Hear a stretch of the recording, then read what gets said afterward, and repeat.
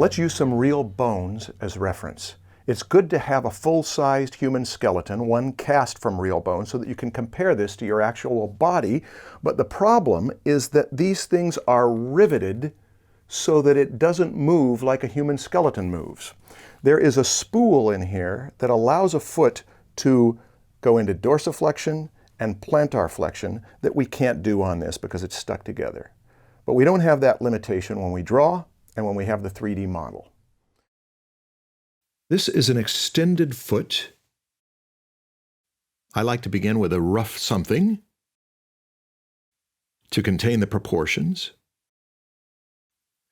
It's okay if you take some time with that. But to make it look three-dimensional, even when I do that rough something, I'm thinking of height, width, and depth, and we letter those systems as X, Y, and Z.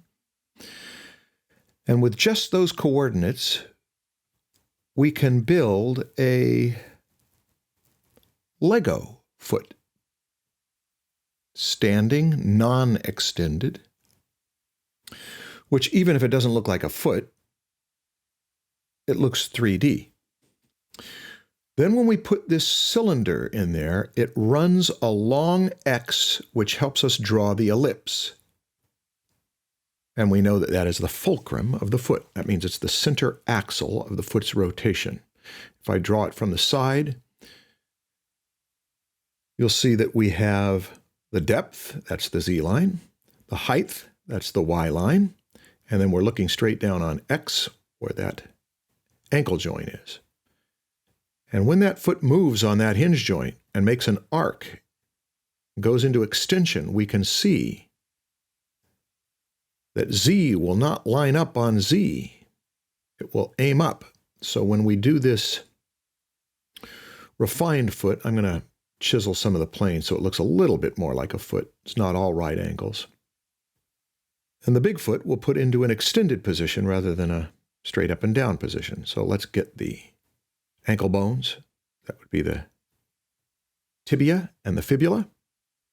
And they come down kind of like a wrench to grip that spool bone of the talus. I'll refine this a bit badly. Sorry about that. I'm a bad influence with my hunt and scratch lines. I'll offer my excuse for it later. Right now, I just apologize for it. Let's put that spool in there.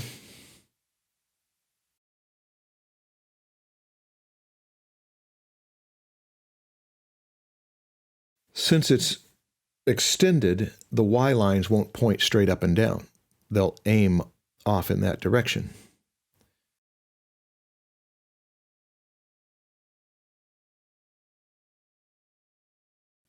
And cross contours make us sure of the form and that we don't have all right angles there.